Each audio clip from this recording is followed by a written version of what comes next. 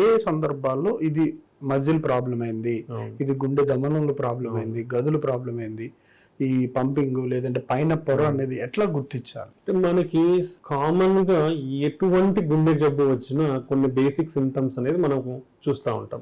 For suppose వాళ్ళు open సరిగా అవ్వట్లేదు అంటే దాని మీనింగ్ ఏంటి? ఫార్వర్డ్ బ్లడ్ రావట్లేదు అంటే మన బాడీకి బ్లడ్ అనేది సరిగా పంప్ అవ్వట్లేదు. పంప్ అయినప్పుడు ఏమవుతుంది, మన బాడీకి రక్తం తక్కువ వస్తుంది. తక్కువ వచ్చినప్పుడు మనకి ఈజీగా అలసిపోవడం జరుగుతుంది, బీపీ తక్కువ అయిపోవడం జరుగుతుంది. మనకి పంపింగ్ సరిగా లేనప్పుడు మన జనరలైజ్డ్ వీక్నెస్, ఫెటీగ్ అంటాము. అలానే ఏమవుతుంది, ఎప్పుడైతే ఫార్వర్డ్ పంప్ కాదు ఇక్కడ అక్యుములేట్ అయిపోతుంది. అక్యుములేట్ అయినప్పుడు మన గుండెలో ఆ ప్రెజర్స్ అనేది బిల్డప్ అవుతాయి.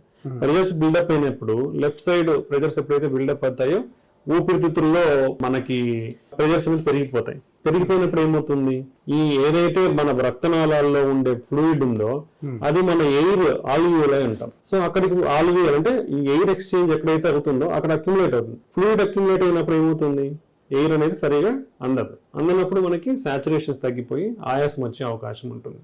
ఓకే, ఈ విధంగా forward flow problems, backward pressure problems అనేది ఉంటాయి అన్నమాట. సో ఈ విధంగా ఉండే అవకాశం ఉంటుంది. ఇంకోటి గుండె అనేది ఉబ్బచ్చు.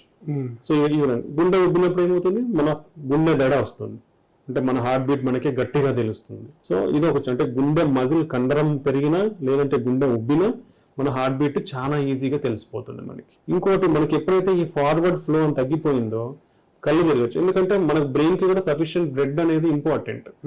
ఎప్పుడైతే మన బ్రెయిన్ కి సరిగా బ్లడ్ అందదో అప్పుడు మనకి కళ్ళు తిరగడము, స్పృహ లేకుండా పడిపోవడం ఇలా జరిగే అవకాశం ఉంటుంది. లెఫ్ట్ సైడ్ అదే రైట్ సైడ్ కూడా తీసుకుంటే సేమ్ ఈ సింకోప్ ఏదైతే కళ్ళు తిరగడము, ఫార్వర్డ్ ఫ్లో ఈజీగా అలసిపోవడము ఈ విధంగా ఉండే అవకాశం. అలానే రైట్ సైడ్ గుండె కూడా ఫెయిల్ అయినప్పుడు, రైట్ సైడ్ ప్రాబ్లం ఉన్నప్పుడు మనకి ఫార్వర్డ్ ఫ్లో లేదు. సో రైట్ సైడ్ అనేది రిసీవింగ్ మోస్ట్లీ లంగ్స్ కి పోతుంది. సో ఈ రిసీవింగ్ చాంబర్ రైట్ సైడ్ లో అక్యుములేట్ అయినప్పుడు ప్రెజర్స్ విన్నది. ఆ ప్రెజర్స్ అంటే మనకు వీనస్ సిస్టమ్ అని ఉంటుంది. అంటే మన బాడీలో ఉండే చేతులు కానీ కాళ్ళు కానీ మన ఉండే బాడీలో ఉండేదంతా ఏదైతే బ్లడ్ ఉంటుందో మళ్ళీ గుండెకి రావాలో మళ్ళీ వెళ్ళాలి. సో ఈ ఫ్లూయిడ్ లో అంతా ప్రెజర్స్ ఎక్కువ అవడం వల్ల ఇవంతా మనకు రావడం అనేది తగ్గుతుంది. తగ్గినప్పుడు ఏమవుతుందంటే కాళ్ళు ఉబ్బడము, మొహం ఉబ్బడము, పొట్ట ఉబ్బడము ఈ విధంగా వచ్చే అవకాశం ఉంటుంది. ఇవి కొన్ని లక్షణాలు. సో ఈ విధంగా ఆయాసం రావడము, ఈజీగా అలసిపోవడము, ఓకే, దెన్ గుండె దడ రావడము, కళ్ళు తిరగడము, కాళ్ళ వాపులు, పొట్ట వాపులు రావడం ఇవన్నీ మనకు గుండె సంబంధిత వ్యాధులలో వచ్చే లక్షణాలు. సో ఇటువంటి ఏ లక్షణం ఉన్నా ఏదో ఒక ప్రాబ్లం ఉండే అవకాశం, వాల్వ్ ప్రాబ్లం ఉండొచ్చు. ఎందుకంటే ప్రతి ఒక్క ఇప్పుడు వాల్వ్ లీక్ ఫార్వర్డ్ ఇప్పుడు మూసుకపోతే ముందరికి బ్లడ్ ఫ్లో ఉండదు, బ్యాక్ ప్రెజర్స్ పెరుగుతాయి. అదే లీక్ అవుతుందంటే మనకి మళ్ళీ గుండె లోపల వాల్యూమ్ అనేది పెరిగి మళ్ళీ ప్రెజర్స్ ఇంక్రీజ్ అవుతాయి. అలానే గుండె ఫెయిల్ అయిందనుకోండి, గుండె ఫెయిల్ అయినప్పుడు సరిగా కాంట్రాక్టివిటీ ఉండక ఫార్వర్డ్ ఫ్లో అనేది తగ్గిపోతుంది, అక్కడ నిల్వ ఉండే ఛాన్స్ ఉంటుంది, మళ్ళీ బ్యాక్ ప్రెజర్స్ పెరిగేది అవకాశం ఉంటుంది.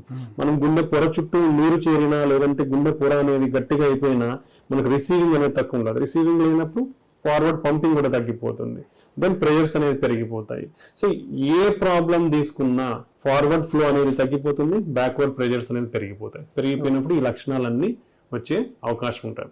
ఇది ఒక్కొక్క ఏజ్ ని బట్టి ఏ ప్రాబ్లము కామన్ గా ఉండొచ్చు అనేది మనకి తెలుస్తుంది అనమాట.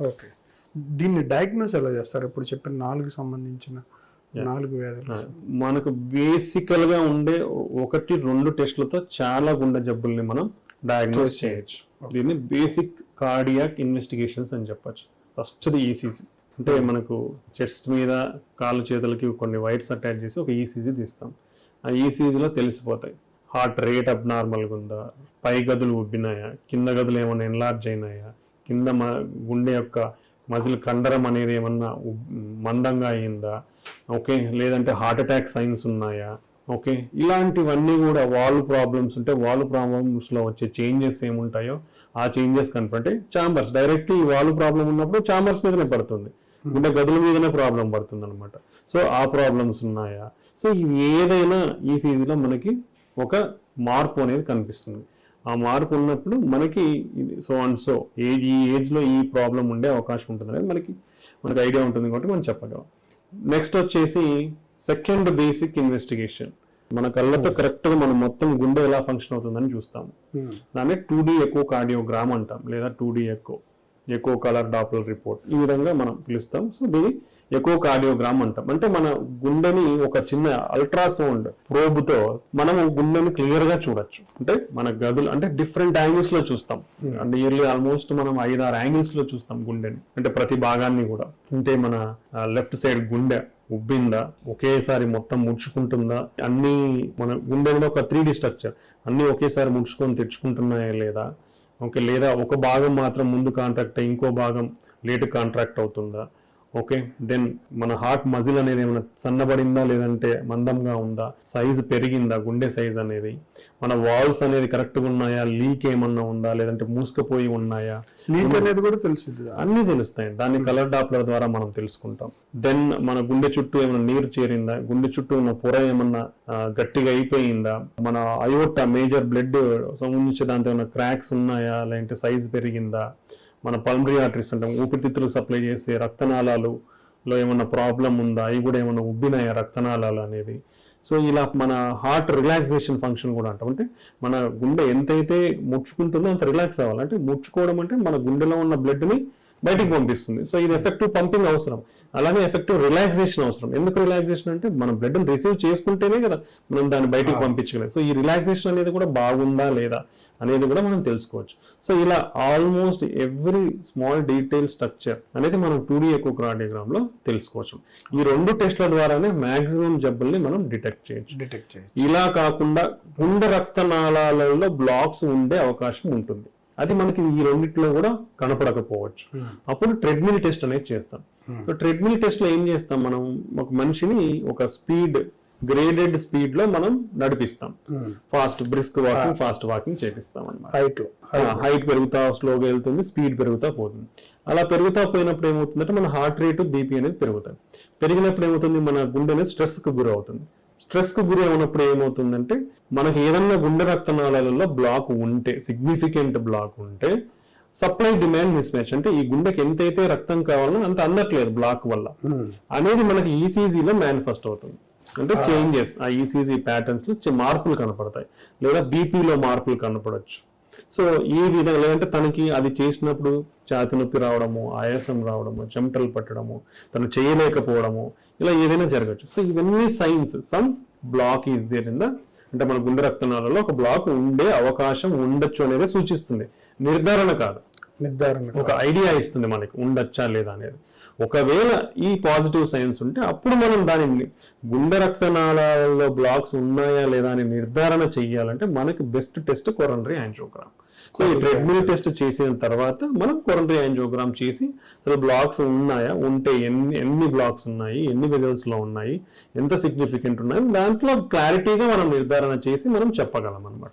సో ఇవి మనకున్న బేసిక్ టెస్ట్లు, అంటే ECG, 2D echo, treadmill test తో ఈ మూడిటితోనే మనం మాక్సిమం వరకు మనం కనపడచ్చు. ఇవి దీంట్లో తెలియకుండా ఉంటేనే then further line of investigations, CT scanning కానివ్వండి, లేదంటే కార్డియాక్ ఎంఆర్ఐ, యాంజియోగ్రామ్ టెస్ట్ అనేది మనం చేస్తాం అనమాట. ఇవి మనకుండే టెస్ట్లు. నెక్స్ట్ ఈ టెస్ట్లు కాస్ట్ హెవీగా ఉంటాయా లేదా నార్మల్ గా ఉంటాయా? ఇవన్నీ చాలా చిన్న టెస్ట్లే అండి, కాస్ట్లీ అంత ఎక్స్పెన్సివ్ అయితే ఏం కాదు. సో ఎవరైనా చేయించుకోగలిగేటట్లే ఉంటాయి.